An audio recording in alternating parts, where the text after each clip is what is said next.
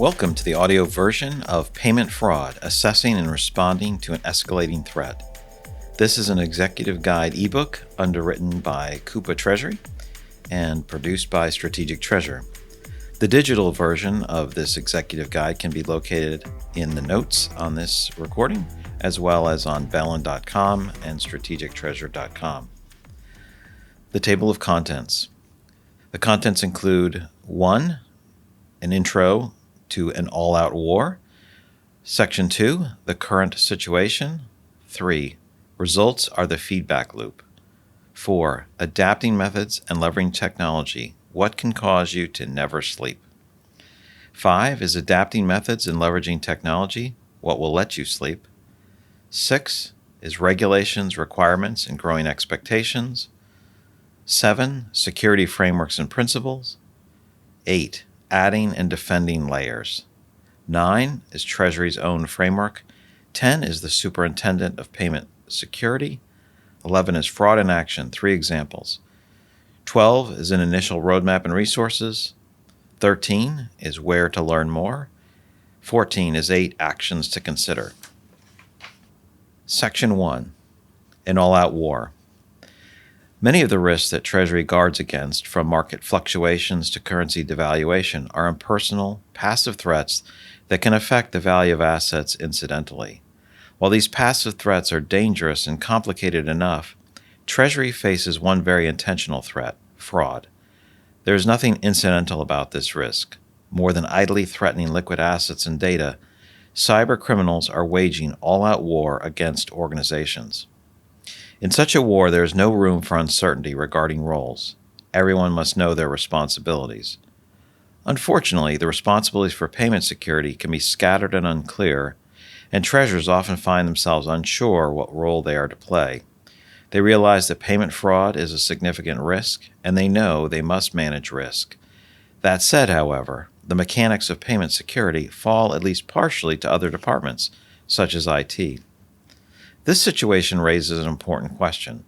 What is the Treasurer's role in managing the risk of payment security when some parts of the enactment of payment security fall outside the Treasury function? To draw an analogy, the proper role of the Treasurer in payment security is that of superintendent.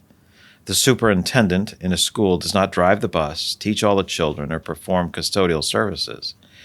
However, the superintendent is responsible for making sure all these tasks are being performed and are meeting or exceeding standards. In the same way, Treasury is not in charge of everything. Treasury does not choose what firewall to buy, make all the payments, set the router, security controls or passwords, or install the access card system at the entrance points to the building. To appropriately guard organizational liquidity, however, Treasury bears a responsibility to keep watch over all elements that affect payment security, even if those elements themselves are not their direct responsibility. Since this may be easier said than done, we'll discuss more details surrounding the appropriate performance of Treasury's role as Superintendent of Payment Security in a later section. For now, however, it's clear that to carry out this role, Treasury must keep abreast of news in the war on fraud and must be involved and proactive in leading their organization's tactics. This ebook is intended as a tool to that end, helping Treasury to understand the current situation, the threat levels of various types of fraud, common areas of vulnerability, and frameworks and tactics for constructing a solid defense.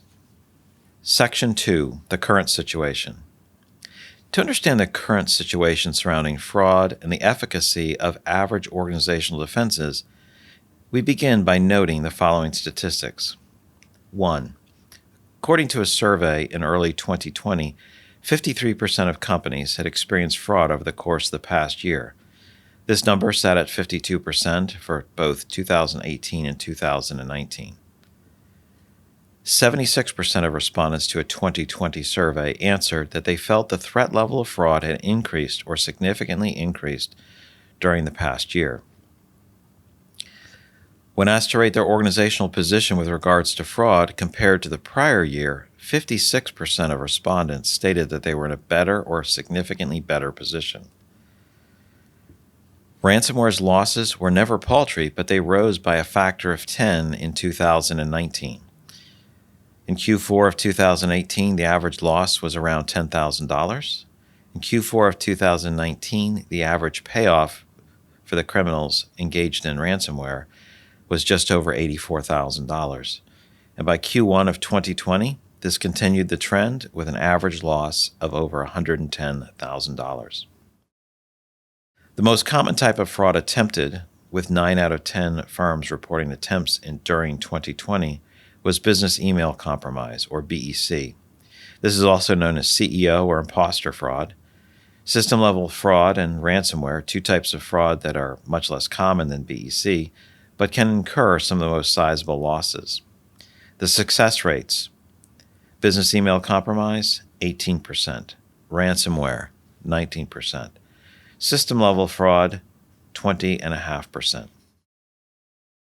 Given the high attempt rates, rising success levels for the most devastating types of fraud, and payoffs soaring tenfold in less than 2 years, it is no wonder respondents perceive the threat levels as increasing. What is surprising, however, is that respondents, for several years of rising fraud rates, have persistently answered that they consider their position with regards to fraud as better than in prior years. In light of each year's results, this seems overly optimistic. Many organizations, it appears, are not quite as secure as they think they are. The outlook for cyber criminals, on the other hand, is unfortunately quite rosy for the time being. They have found elements that work in their favor and have learned how to operate efficiently. 5 characteristics of the cyber criminals' methods are listed below: persistent, automated, sophisticated, targeted, and adapted. Persistent. Criminals are not giving up and are constantly adjusting and attacking via various methods, patiently trying until they find an angle that works. Automated. Criminals are showcasing the usefulness of automation for increasing efficiency and effectiveness. They use software to continually probe victims and uncover weaknesses, putting every organization at risk at all times. Sophisticated. As criminals notice the ways we identify and avert their attempts, they grow more sophisticated in covering their tracks, making their social engineering believable, and using more intricate technology. Rather than sending emails from unfamiliar names and trying to invent a convincing scenario, for example, they now lower the recipient's guard by spoofing a trusted email address. Targeted. Once the criminals have identified weaknesses in an organization, they begin other activities custom-tailored to maximize yield. It's important to realize that while your organization is constantly being prodded by broad, non-specific attacks, it is also being analyzed individually, its weaknesses assessed, and plans made to exploit any vulnerability that is found. Adapted. Existing attack methods don't stop, but new methods are added, and adjustments are made to keep these methods effective in the ever-changing environment. Attacks are morphing and increasing the criminal's yield. Section 3. Results are the feedback loop. Crime is paying, and the payoff amounts are growing larger and larger as time goes by. Ransomware's one-year jump from $10,000 to over $100,000 creates the most striking example of this, but it isn't the only method yielding more as the years pass. This creates a positive feedback loop for criminals. They develop and adapt using more sophisticated methods. As a result, their success rates increase, and they can steal more funds and data more often. With ample funding as a result of their successes, criminals have the resources they need to improve their infrastructure, tools, automation, and methods once again. They also have the luxury of patience.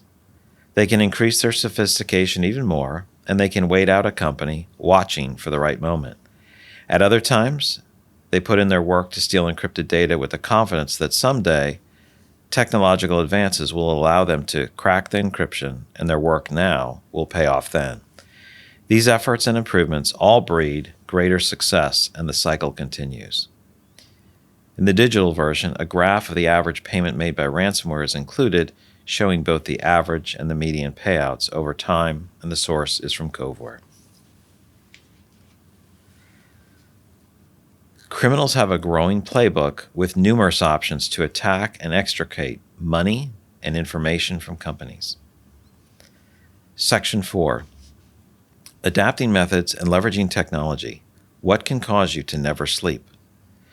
If the problem with fraud were simply that criminals had a single, highly effective method, our response could be simple, focused, and ultimately successful. We would have far less to worry about. This, however, is not the issue. The problem we face is that fraud escalates. Criminals learn more and leverage more, and what they learn in one environment, they apply to others as well. Our responses are then scattered, uncertain, and frequently a step or two behind the highly proactive criminals. This does not mean, however, that there is nothing we can do and nothing we can understand about the patterns of fraudulent action. There are some elements of fraud that change more slowly than the exact methods used. This is the criminal playbook. Let me highlight 4 of the elements in their playbook. First, they try to steal funds directly from your organization. Second, if they can't steal funds directly, they will try to convince you to send funds. Third, if they can't convince you to send funds, they'll try to steal data. Fourth, if they can't steal data, they'll lock it up for ransom. A graph is included in the digital version. On the y-axis, there is a control of fraud from low control to high control, and on the y-axis, there's the type of fraud ranging from low payout to high payout. It's a simple chart, but at times, criminals will combine the above methods to increase their payoff and their chances of success. For example, the 2 types of attacks on internal data, ransomware and data exfiltration, are now often combined. In this scenario, criminals both steal and lock up your data, demanding a ransom before unlocking it again. This creates the possibility of being paid twice for the same data, once by you and once by the black market, and it gives a backup funding avenue in case you refuse to pay them. Since the average payoff has risen so sharply for ransomware, criminals are highly motivated to continue increasing their use of this type of fraud. As for convincing the organization to send them funds, criminals use social engineering to make staff believe they are sending a legitimate payment. This social engineering can occur by various means. BEC, currently the most commonly attempted type of fraud, is an example of this. BEC frauds involve spoofing the email address of a company's employee, typically a CEO, CFO, or other C-suite executive, and using this identity to convince an employee with payment privileges that a payment must be made urgently. These emails typically demand the payment be sent immediately without anyone else being consulted and without the payment details in the email being confirmed out of band. This manipulation often extends to the threat that an employee could lose their job if they fail to comply. BEC incites fear and confusion, essentially pressuring the employee into a poor decision out of self-protection. Use of artificial intelligence, AI, has allowed criminals to increase the credibility of these and similar scams, compromising the human element even more severely. Vishing, a type of fraud where criminals use AI to study and mimic a CEO or CFO's voice over the phone, can be shockingly convincing. In addition, if the recipient of a fraudulent email responds to it, AI can keep the conversation going in a way that makes it seem more legitimate, gaining buy-in from the employee. All these types of attacks come in addition to direct cyber attacks on processes, payment systems, and files. While more novel fraud types are growing rapidly and gaining attention, classic hacking, malware, old-fashioned check fraud, etc., are in no danger of being replaced by these new types. Since we're up against a highly effective criminal playbook, this makes it all the more important for Treasury to consider the bigger picture of threat versus response and to be clear about Treasury's role. Section 5. Adapting methods and leveraging technology. What will let you sleep? With all of us in Treasury up against this highly effective criminal playbook, the task of acting as superintendents for our business may seem daunting. This makes it all the more important for us to consider the bigger picture of threat versus response and to be clear about Treasury's role. What options are there that will let us sleep at night? Just like cybercrime, cybersecurity has many layers. Not all of them are up to the Treasurer, but awareness and a sense of ownership should characterize the Treasury's attitude towards cybersecurity. Just as criminals don't follow just one method or line of attack, treasurer's responsibility also needs to cover many bases.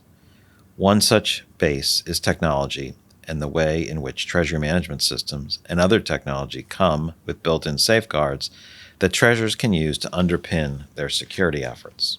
There are 3 areas in this: the treasurer's playbook leveraging technology, technological vulnerabilities and associated safeguards, and responding to vulnerabilities.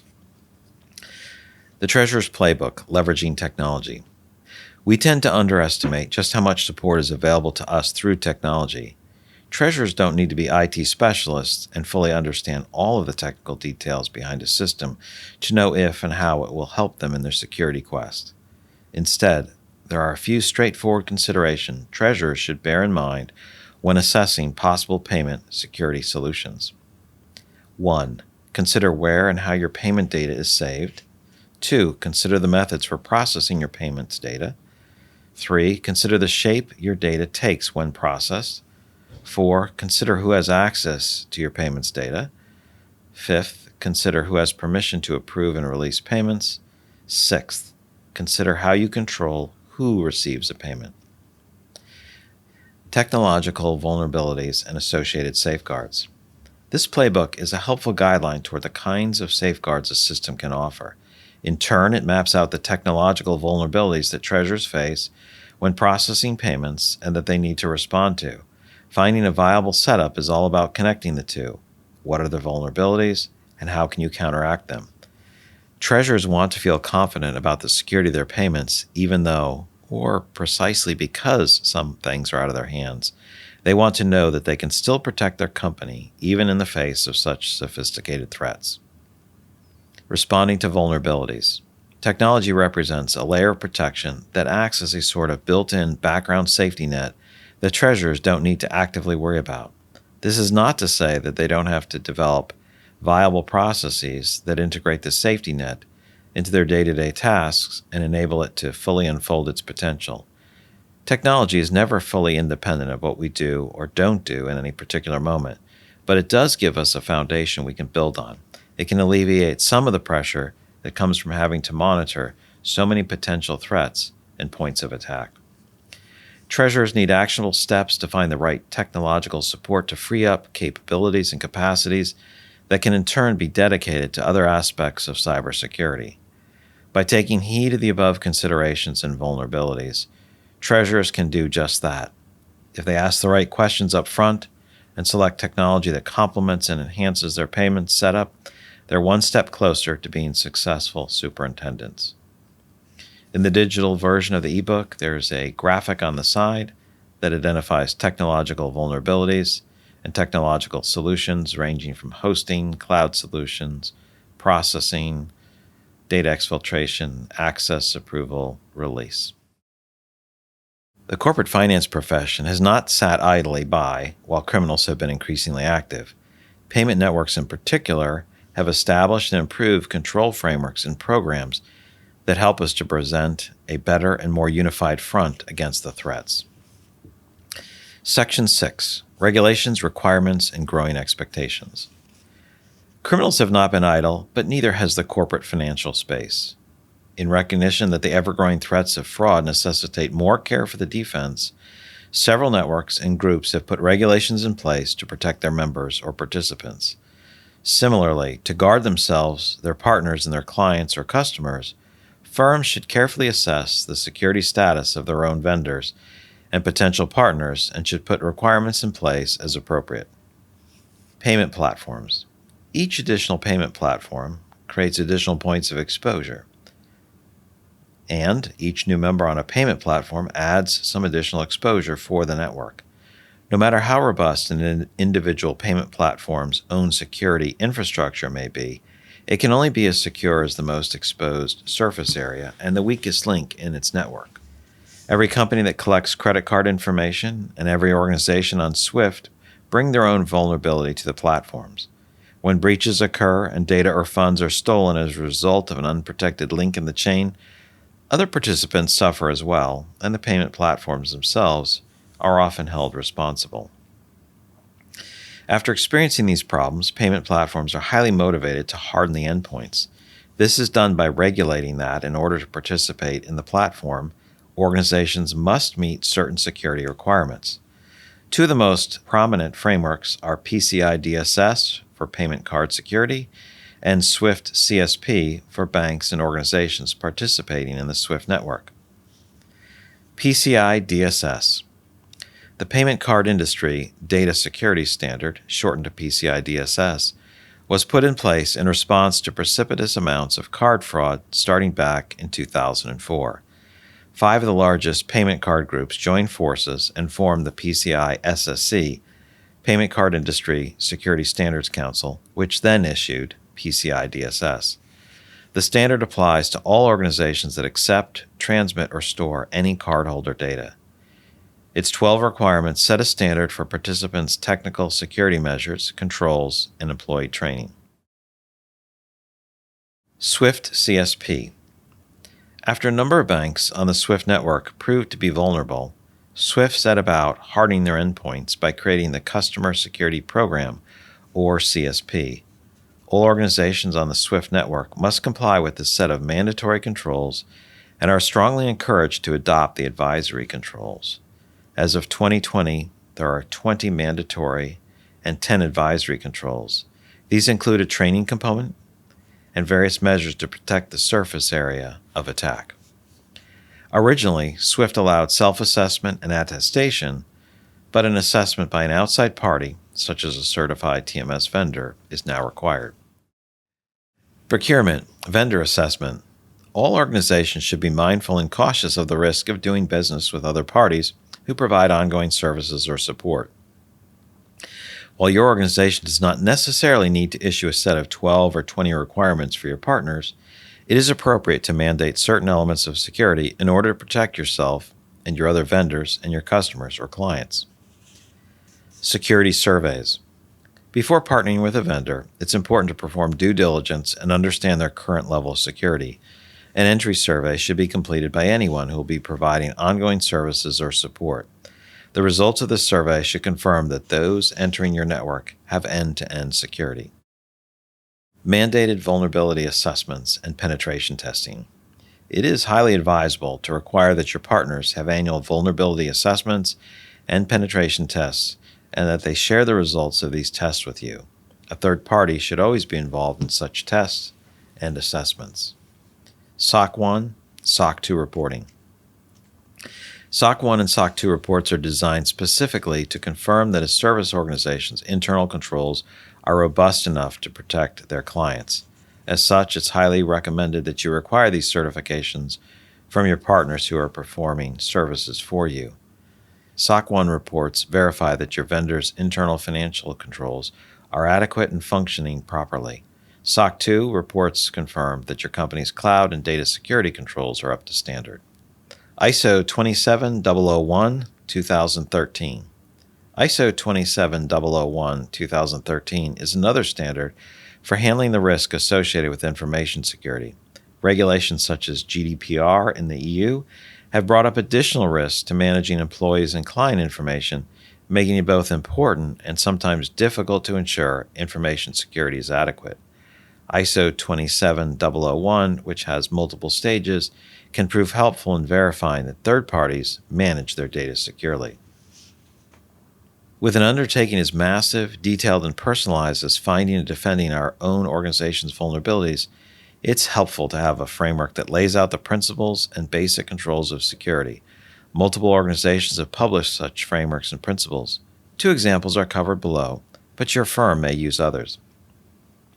NIST Cybersecurity Framework.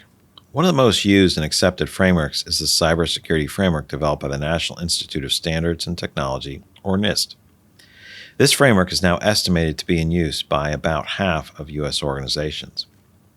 At the core of NIST framework are 5 functions that act as the pillars upon which the rest of the framework is supported. 1. Identity. 2. Protect.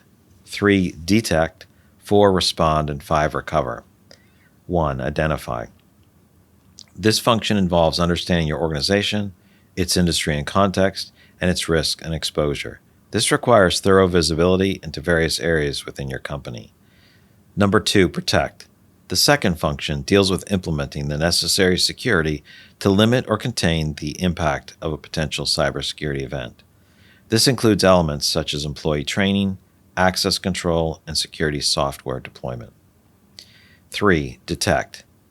Detection is about taking the proper measures to ensure that when fraudulent activity occurs, it is found quickly. It involves monitoring areas such as payment and user activity via technology solutions and processes. Number 4, respond.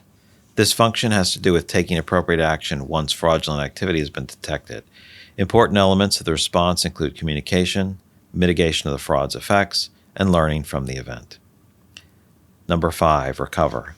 Recovery involves the restoration of a company's systems or services that may have been halted or affected by the fraudulent event. This function returns the organization to normalcy while implementing any necessary changes. The more rapidly fraud is identified, the more likely it is that some or all of the funds can be recovered with a subsequent rapid response. Strategic Treasure's 12 Security Principles. We also recommend the 12 Principles for Payment Security, a framework that covers both the basic and less commonly identified practices characteristic of a strong defense for payments. These include 1. Speed matters. 2. Encryption and control keys. 3. Challenge and verify. 4. Update continuously. 5. Readiness and response. 6. Exact and specific accountability management. 7. Control, dual controls. 8. Layers. 9. Awareness, understanding, and testing. 10. Monitoring. 11. The principle of least privilege. 12. Secure removal and deletion of data. While we won't cover all 12 principles in this particular ebook, we will highlight 2. First, speed matters. As many treasury and finance professionals try to prioritize their fraud policies, they focus heavily on preventative measures to the exclusion of controls that would help identify fraud quickly once it has occurred. Even after the money has left the bank account, however, speed matters. The more rapidly the fraud is identified, the more likely it is that some or all of the money can be recovered with a subsequent rapid response. Controls such as reconciliation are often neglected because they're not seen as helpful in preventing the loss. In reality, however, same-day reconciliation can help you recover funds and in some cases actually help prevent fraud. The same goes for new technologies such as AI fraud detection that are set to play an increasingly important role for Treasury management system solutions. Second, the principle of least privilege. This principle is less well known than segregation of duties and is understandably less systematically enforced by many. Least privilege refers to giving people or IDs access exclusively to the information and functions they require. More access can be granted on an as-needed basis, but at all times, every user of a system has no more access than necessary. This not only minimizes the risk of an employee going rogue and being able to cause significant harm, but it also reduces the number of credentials a criminal can steal that would allow them the access they want. In a recent survey, use of the principle of least privilege correlated to 55% fewer losses or issues with ransomware, one of the fastest growing types.